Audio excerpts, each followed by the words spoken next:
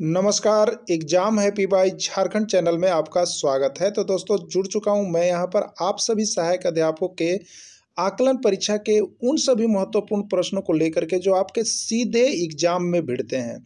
तो हम यहां पर आपके लिए सभी राज्यों के महत्वपूर्ण प्रश्नों को लेकर के आते रहते हैं, जिससे कि आप हर राज्य के प्रश्न को देख लीजिए कि किस तरह से यहां पर प्रश्न पूछे जा रहे हैं आपके आकलन परीक्षा में। तो चाहे वो रीजनिंग का हो, चाहे वो मैथ्स का हो, चाहे वो पर्यावरण अध्ययन का हो, राजनीति शास्त्र का हो, भूगोल का, सभी को लेके आ रहे हैं।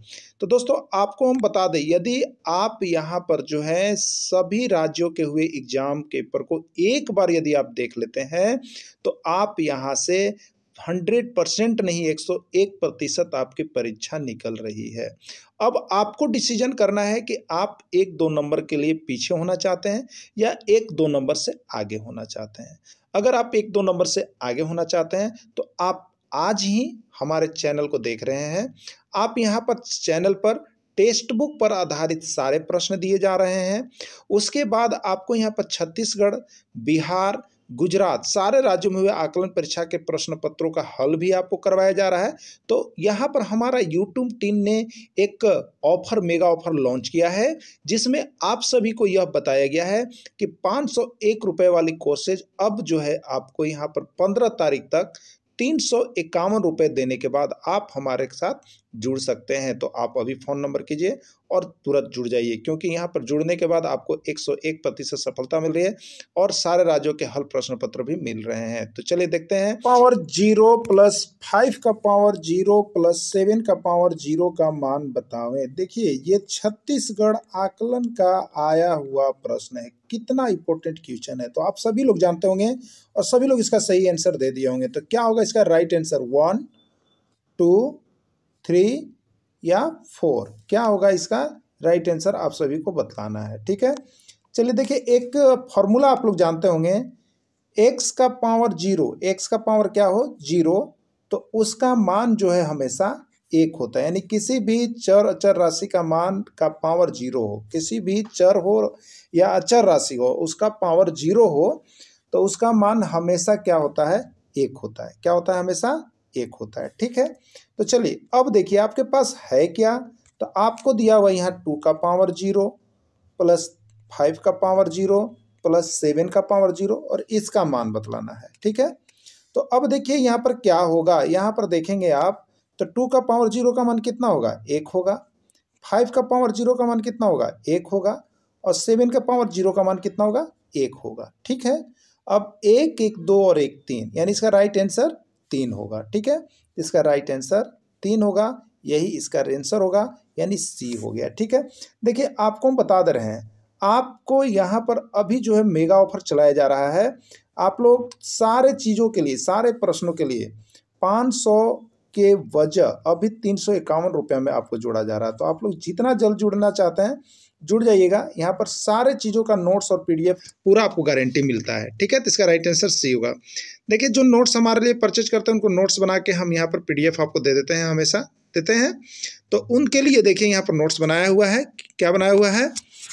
x का पावर 0 का मान 1 होता है, इसलिए 2 का पावर 0 तो 1 होगा, 5 का पावर 0 तो भी 1 होगा और 7 का पावर 0 तो 1 होगा। इसलिए 2 का पावर 0, 5 का पावर 0, 7 का पावर 0 क्या होगा?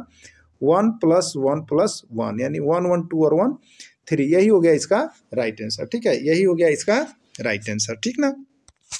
चलिए अगला प्रश्न देखते हैं क्या आया था।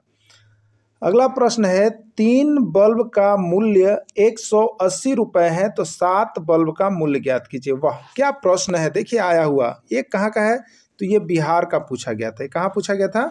बिहार में आया था। 3 बल्ब का मूल्य रुपये 180 है तो 7 बल्ब का मूल्य ज्ञात कीजिए। बताइए क्या आंसर होगा। तो चलिए यहाँ पर बहुत जल्दी हम लोग बनाने का प्रयास करते हैं। देखिए यदि आपको आता है तो फटाफट बनाइएगा, क्योंकि समय बहुत कम आपको परीक्षा में दिया जाएगा। तो 3 बल्ब का मूल्य 180, तो एक बल्ब का कितना? तो 180/3 हो गया ना, यानी 60 रुपया। तो 7 बल्ब का कितना? तो 60 × 7 हो गया।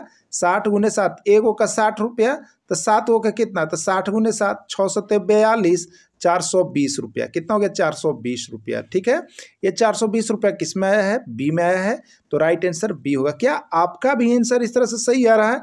तो आप समझिए कि आपको संकेत मिल रहा है कि आकलन परीक्षा आप पास कर रहे हैं और यहाँ पर जो है आपका 2000 रुपये बढ़ रहे हैं और आप सरकारी भी एक दिन होने वाले हैं। ठीक है, तो जुड़ जाइएगा सभी कोई जो अब तक नहीं जुड़े हैं। 3 बल्ब के मूल्य 180 रुपये, एक बल्ब का मूल्य 180/3, इसलिए 7 बल्ब का मूल्य हो गया 60 × 7 420। देखिए नोट्स एकदम परचेज कीजिए सब कोई।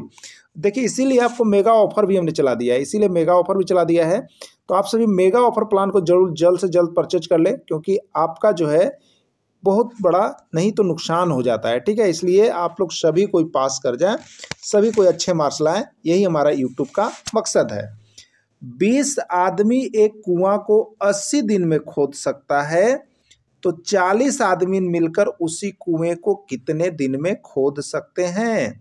30 दिन, 40 दिन, 60 दिन। ठीक है, देखिए आदमीन और दिन पर जो आधारित प्रश्न होता है ना, आदमीन और दिन पर आधारित प्रश्न जब भी आए कहीं भी, तो आपको इसको मैं एक ट्रिक बता दे रहा हूँ, इस पे बनाइएगा ना तो आप 100% जो है एक को सेकंड न लगेगा ना। तो देखिए यहाँ पर जैसे 20 आदमी एक कुआं को 80 दिन में खोद सकता है, एक पूर्ण विराम पड़ गया ना। तो ये पहला काम है, ये पहले आदमी द्वारा किया गया काम है। ठीक है, तो यानी यहाँ से दूसरा चालू होता है, तो ये दूसरे आदमी द्वारा काम करने का है। ठीक है, तो देखिए पहले आदमी द्वारा जो काम किया जाता है उसको कहते हैं M1।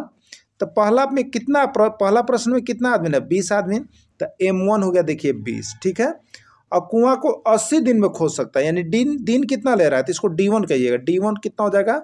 80। D1 कितना हो जाएगा? 80। पहला आदमी का हो गया। अब इसी तरह से दूसरा आदमी का जब आप देखेंगे तो दूसरा किस प्रश्न में क्या है? 40 आदमी है, यानी M2 देखिए आपका हो जाएगा 40। M2 कितना हो जाएगा? 40। ठीक है, और D2 क्या होगा, यानी कितने दिन में खोद सकता है, आपसे पूछा है D2 = व्हाट ना। एक फार्मूला आप लोग याद रख लीजिएगा। क्या याद रखिएगा? M1D1 = M2D2। क्या होता है? M1D1 = M2D2 ना। M1 कितना है? 20 है, तो 20 × D1 कितने दिन में? 80 दिन में, तो 80 बराबर M2 कितना है? 40 आदमी है, तो 40, और कितने दिन में खोद सकते हैं, यानी D2 निकालना है, तो D2 हम यहाँ पर लिख दिए ना। अब देखिएगा यहाँ पर ध्यान से देखिएगा आप लोग सभी को, अब इसी को हल कर दीजिए आप। ठीक है, तो देखिए यदि गुना बराबरी में दोनों तरफ रहे तो कटता है, क्या होता है? अपने आप ऊपर ही काट लीजिए, ज्यादा लकीर का फकीर नहीं। देखिए तब 20 दूनी ये कट गया, कितना? 40, और 2 से ये 80 कट जाएगा, कितना बार में? 40 बार में कट गया ना।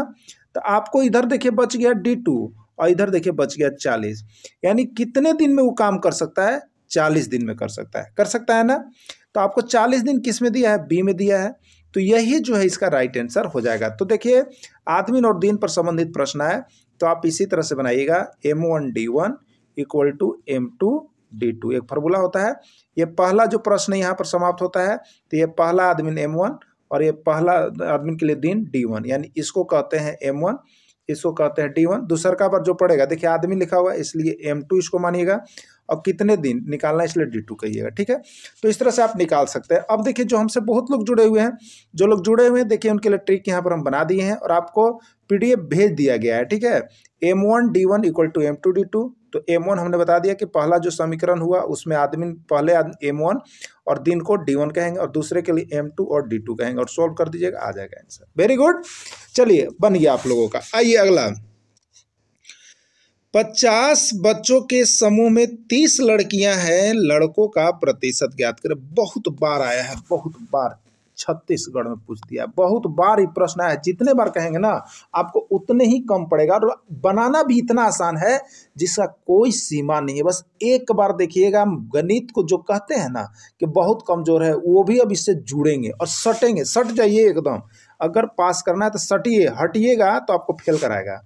देखिए 50 बच्चों के समूह, बच्चों का समूह कहने का मतलब कुल बच्चा 50 है विद्यालय में। ठीक है, कुल बच्चा है जिसमें 30 गो लड़कियां हैं, तो लड़कों का प्रतिशत ज्ञात करना है।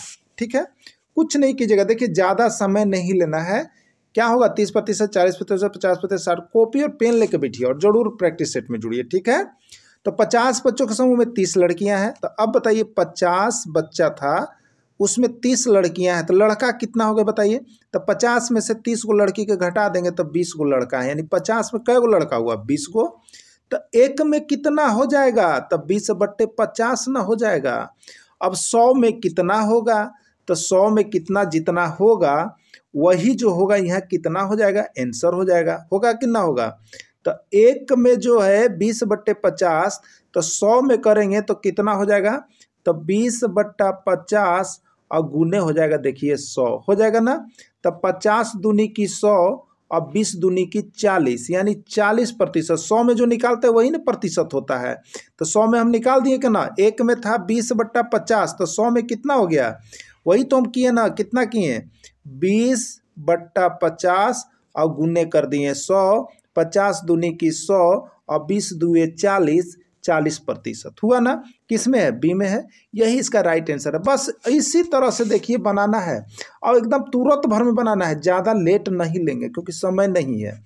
यहाँ पर नोट्स के लिए 50 बच्चा में 20 लड़का, तो एक में 20/50, तो 100 में 20/50 गुने 100, 40%। बनाया मिल रहा है, एकदम बनाया मिल रहा है। और आप अलग अलग सब्जेक्ट के लिए भी जुड़ सकते हैं, तो एकदम जल्दी कीजिएगा, फटाफट कीजिएगा, आपको हो जाएगा। ठीक है, अगला है 40 को रोमन संख्या में कैसे लिखेंगे। ए सही होगा, बी सही होगा, सी सही होगा, डी सही होगा। अरे भैया बता देते हैं, इतना बढ़िया ट्रिक कर दिए हैं ना, एक ना नोट्स कि आप लोग नोट्स जो नहीं खरीदे वह रोमन संख्या भुलाइएगा, जो खरीद लिए हैं वो जिंदगी में ना भुलाइएगा। का दिए हैं से सुन लीजिए। अरे 4 गो एक सल, 4 गो 4 है, 4 गो एक सल अब 3 गो सीडीएम साबुन लेते आना भाई। पत्नी बोलती है कि जाइए 4 गो एक सल और 3 गो सीडीएम साबुन लेके आइए। सुने हैं ना। तो ई हो गया 1, ई होता है 5, ई होता है 10, ई होता है 50, ई होता है 100 और ई होता है 500। देखिए कैसे बन रहा नियम, 1 गुने 5, 5 गुने 2, 10 गुने 5, 50 गुने 2, यानी एक बार 5 से गुना, एक बार 2 से गुना करके बनाएगा। नोट्स खरीद लीजिए ना, तबे देखिए आपको इतना बढ़िया हो जाएगा ना, तो ना कहिएगा, समझ गए। तो 40 का रोमन संख्या में कैसे लिखेंगे, तो देखिए ई वाला संख्या, अब ध्यान दीजिएगा, ई वाला संख्या 3 बार लिख सकते हैं, ई वाला 1 बार लिखाता है, ई वाला संख्या 3 बार लिख सकते हैं, ई वाला 1 बार लिखाता है, ई वाला संख्या 3 बार लिख सकते हैं, ई वाला 1 बार लिखाता है ना, अल्टरनेट चलता है। शुरू वाला 3 बार, फिर ओकर बीच वाला 1 बार, फिर 3 बार, फिर 1 बार, सब नोट्स में बनावल है, तुम देख लीजिएगा। ठीक है, और ये एक्स जो है हार्डली हम 3 बार ही लिख सकते हैं। ठीक है, ये सब सारा नियम है। अब देखिए तो यहाँ पर 50 के लिए आपको क्या आता है बताइए। 50 के लिए एल होता है ना, अगर हम एक्स एक्स एक्स एक्स लिखते हैं, नियम कहता है कि ये जो एक्स है वो हार्डली आप 3 बार लिख सकते हैं, 4 बार नहीं लिख सकते हैं। Very good. तो 4 बार हम नहीं लिख सकते, तो 40 होगा नहीं, तो क्या करेंगे 50 लेंगे पहले और उसमें एगो 10 घटा देंगे, पीछे 10 लिख देंगे, ये हो गया 40। ठीक है, पीछे अगर कोई संख्या लिखा हुआ है, इसका बड़ी संख्या के पीछे कोई छोटी संख्या लिखा हुआ है, इसका मतलब घटाना है, और बड़ी संख्या के आगे कोई संख्या लिखा हुआ है, इसका मतलब बड़ी संख्या में जोड़ना है। तो एल 50 होता है और एक्स 10 होता है, 50 में से 10 गया, बचा 40, यानी एक्सएल होगा। इसका राइट आंसर सी होगा। अगर इसको आप डिटेल्स देखना चाहते हो रोमन संख्या में ट्रिक के साथ, तो बस अभी नोट्स परचेज कर लीजिए, आपको सारे सब्जेक्ट का नोट्स पीडीएफ वीडियो मिल रहा है। ठीक है, चलिए अगला देखेंगे। 99 का परवर्ती संख्या बताएं। 99 का परवर्ती संख्या बताएं, क्या होगा आपको बताना है। ठीक है, तो 99 का परवर्ती संख्या क्या होगा, 101, 98, 100 या 100, कोई नहीं, कौन सा होगा। ठीक है, ये देखिए ये आपका बिहार में पूछा गया था। किसमें पूछा गया था, बिहार में पूछा गया था। ठीक है, तो 99 का परवर्ती संख्या क्या होगा। देखिए 2 संख्या होती है, एक को हम लोग कह लेते हैं पूर्ववर्ती, क्या कहते हैं, एक को पूर्ववर्ती और एक को कहते हैं देखिए परवर्ती। दिमाग में रखिएगा, पूर्ववर्ती और परवर्ती। पूर्व माने होता है पहले, यानी उसके पहले वाली संख्या को पूर्ववर्ती। जो प्रश्न पूछा जा रहा है उसके पहले वाली संख्या अगर हम लेंगे तो पूर्ववर्ती होगा और उसके बाद वाली संख्या लेंगे तो संख्या परवर्ती होगा। देखिए अब रही बात कि कभी कभी बहुत बड़ा से बड़ा अंक होता है तो उसके पहले वाली संख्या नहीं पता चलता है, इसलिए पूर्ववर्ती जब कहे तो एक घटाइए और परवर्ती जब कहे तो एक जोड़िए। ठीक है, तो चलिए आपसे पूछा क्या गया है 99 का परवर्ती, तो परवर्ती में एक जोड़ना है। क्या करना है?